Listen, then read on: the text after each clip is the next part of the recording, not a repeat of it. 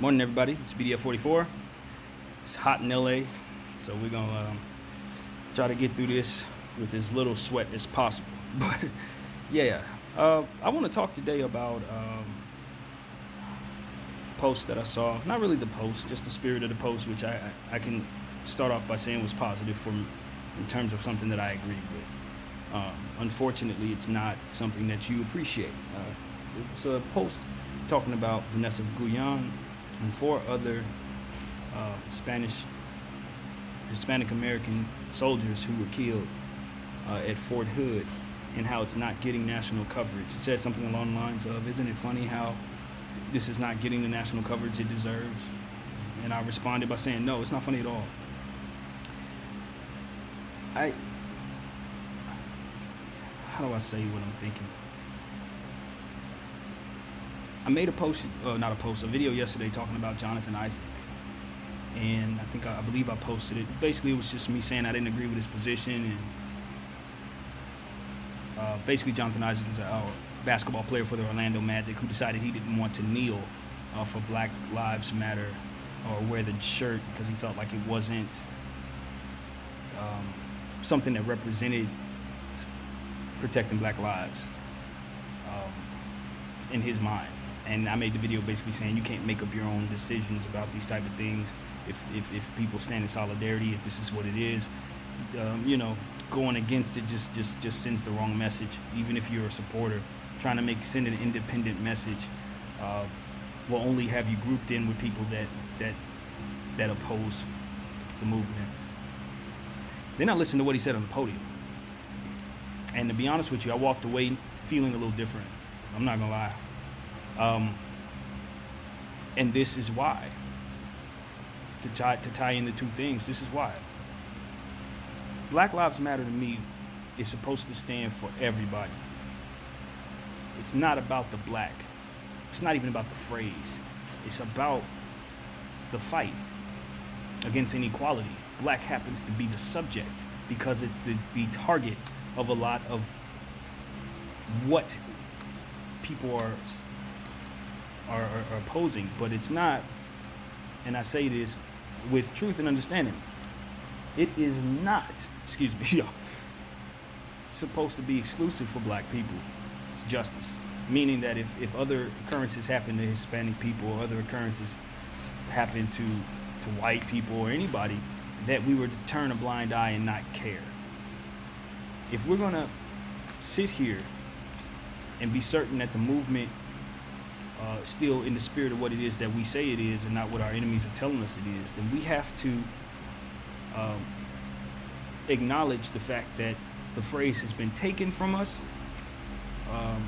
and has become something that people are paying attention to more so to be politically correct, and not as much in the masses, in terms of the masses.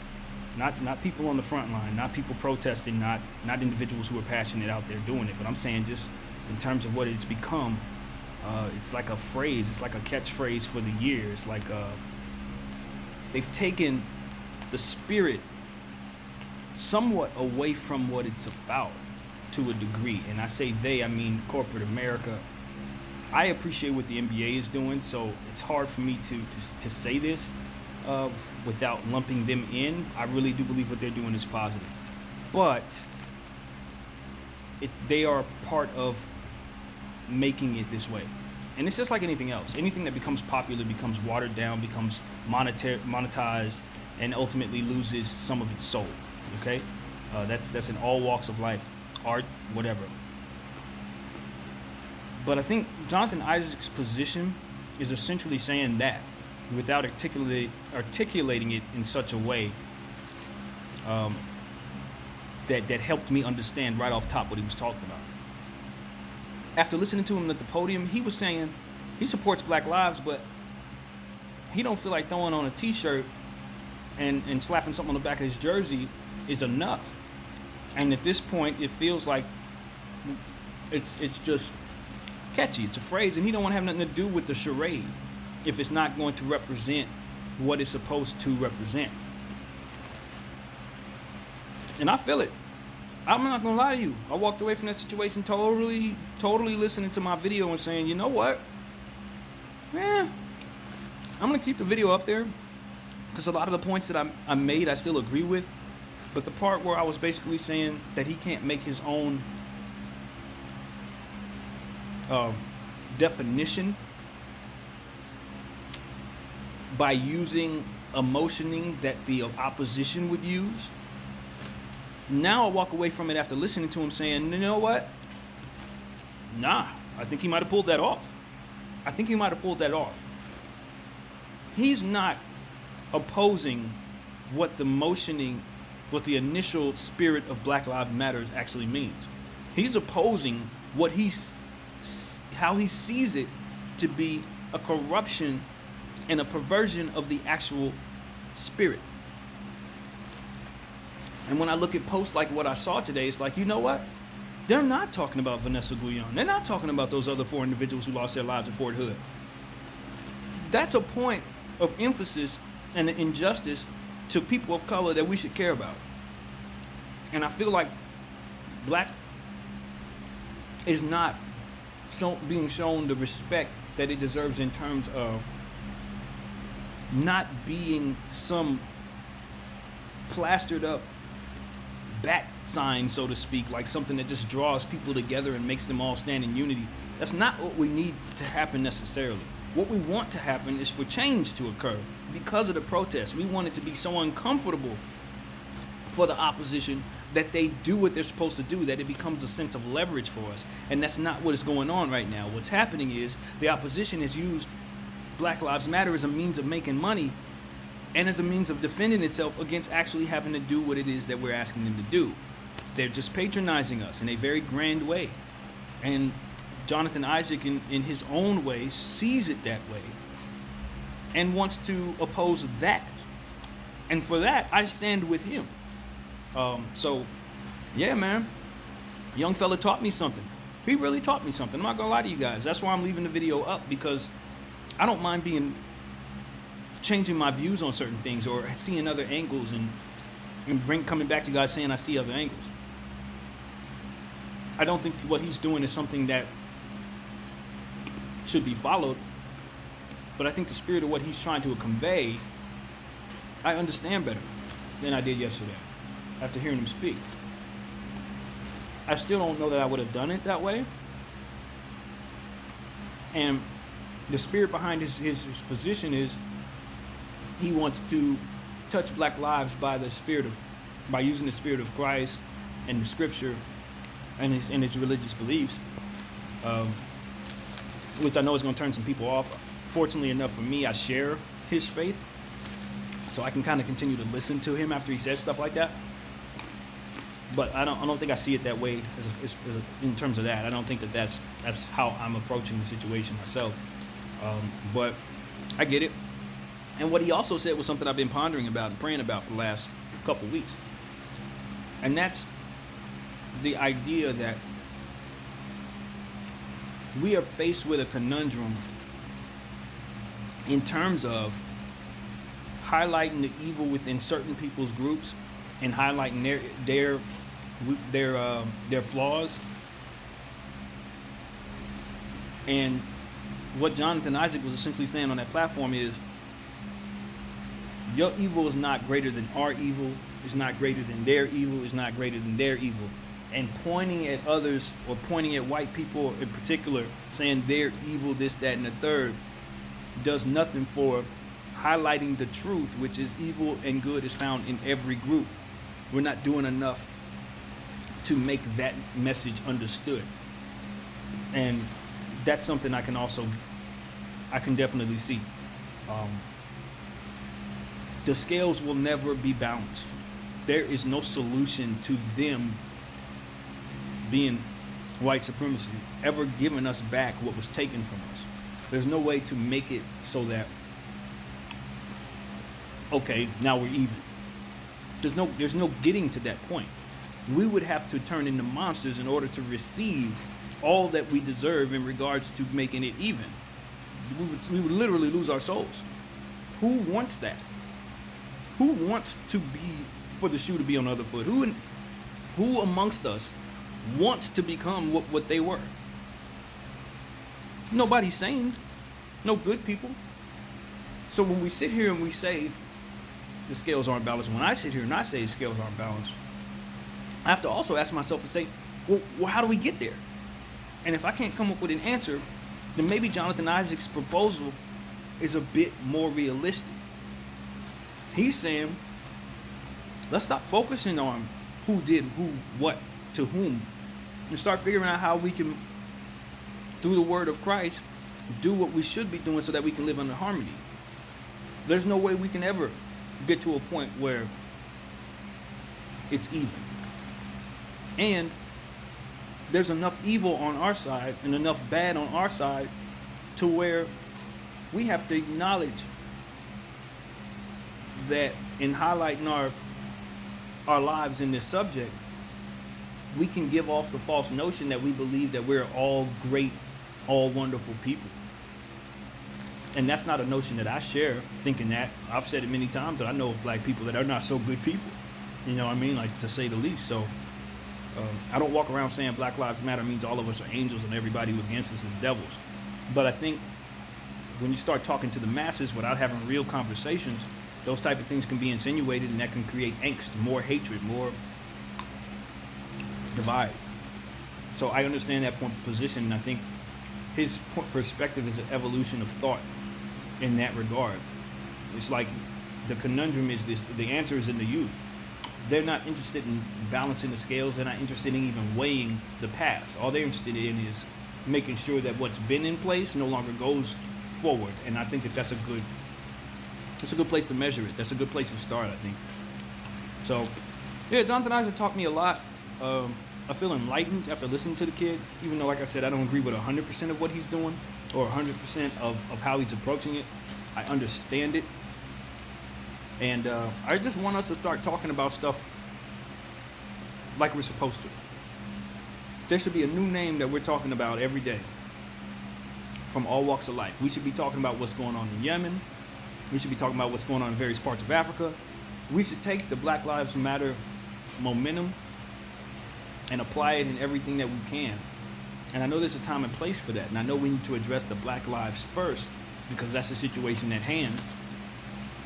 But I think what we've managed to do in trying to address our issue is allow our enemies to pervert our message, monetize our phrases, and ultimately drown out our voices.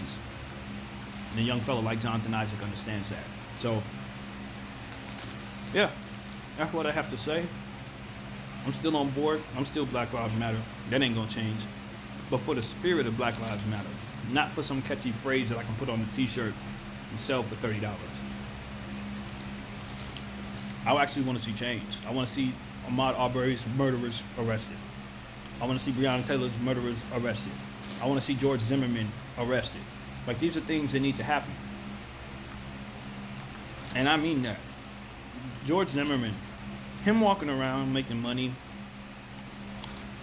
monetizing the circumstance like it wasn't a crime and an American tragedy, the fact that he's allowed to do that is disgraceful to the memory of that kid. It's disgraceful to every one of his ancestors as well. And I think that George Zimmerman disgraces his name, disgraces his family, and I share the sentiment with others that he should not be walking around free. He should not probably be walking around at all, to be honest. Take that for what it's worth. That's just how I feel, man. I'm not gonna lie to anybody about that. I'm not a fan of the guy. I think every breath he draws, free air, is disrespectful to everybody who ever prayed for a black life, loved a black person. Like, because to me, Trayvon represented anybody and everybody. Whether you identified with him or not, you can't tell me you weren't going somewhere to get a snack right before your favorite sporting event or whatever it is that you enjoyed the most. You stopped somewhere and grabbed some Skittles and some Arizona or whatever your choice of snacks would be. I've done it a million times. You've done it a million times. And I don't know what George Zimmerman had in his mind. To me, it seems like George Zimmerman was manic. He was having a manic episode that night, if I'm being honest. He was calling the cops 20-something times in a matter of a couple of weeks. He was probably going through something, to say the least. And he hunted Trayvon regardless of what was going on in Zimmerman's mind, thinking Trayvon was a threat, and a 14-year-old child walking down the street in the rain is a threat. To whom, I don't know, which just speaks to the delirium that man was faced with at the time. And the fact that his mental health has not been addressed at all. I haven't heard anybody even once consider his mental health, despite all of the erratic behavior leading up to the murder. That in and of itself is a disservice to young Trayvon's memory. These are the type of things that we need to be focused on. It's not about monetizing some phrase, man. It's not about making it so that everybody hates black people even more because the focus is on black people and not enough credence is given to the true meaning behind why the phrase is constructed as it is. Too many people believe that it's a divider and a measuring stick for the mattering of human beings. It's not. I'm not saying we matter more or less, but there are too many people who have perverted that message and effectively able to get that message to individuals who are not in contact with individuals on the side that I'm on. And that's the miscommunication and the misdirection that has been used by our enemy to basically disenfranchise people against one another. Poor people against black people. Poor white people against black people. That's basically what's taking place. And a lot of individuals who are screaming white lives matter and all lives matter and all that, when they speak to you about what they don't like about Black Lives Matter, they speak to things that have nothing to do with the spirit behind what it is that we're actually doing. And you tell them that it is what it is, and they just tell you they don't believe you and you're a liar. So whoever's planted those seeds in their heads has effectively done so. And I think we need to do something to try to turn that around. And I don't have the answer for that. But maybe Jonathan Isaac's motioning is the answer. I don't know. I'm not ruling it out. But anyway, man, that's what I have on my mind. Please bring justice. I don't know who's in a position to do so, who would manage to watch my video, but I'm hoping and praying for justice for everybody who deserves it, man. Everybody who deserves it. And it's not about highlighting just my life and the lives that look like me and saying F everybody else. That's never, ever been what this thing is about. Just like kneeling was never about disrespecting the flag. And those of us who were told that it was disrespectful retorted with, well, what about the respect for the lives of those who've been lost? That's why we're doing this. If you feel like we're disrespecting the flag, we're giving disrespect because that disrespect was given to us first. And we're not self-centered or selfish in this degree to where we're saying, well, it didn't happen to me, so it doesn't matter. That's what you're looking at. Individuals who are offended by something that happened to someone else. And that is what we're hoping all of us can get to a point where we're unselfish enough to at least acknowledge that. Because it seems like on the other side of things, people are only concerned about what happens to them. They're only concerned about what it is they can create with their own hands. And that does nothing for the endless suffering that takes place around them. So that's what we're about. That's what Black Lives Matter is supposed to be about. That's the spirit of it. And it gets really, really insulting hearing people regurgitate nonsense and lies to us about what it is that we stand for and what it is that we're doing. So that's what I gotta say, man. I want justice for everybody. Black is the focus, but it's not the only focus. There's brown, and then there's everybody. Red, yellow, all colors, all races have some type of plight that we need to focus on. Have some type of enemy that we need away from our situation. And that enemy most of the time is evil in some shape or form. So that's it, man. That's what I got. I hope everybody's enjoying their day. My name is BDF44, and thanks for watching.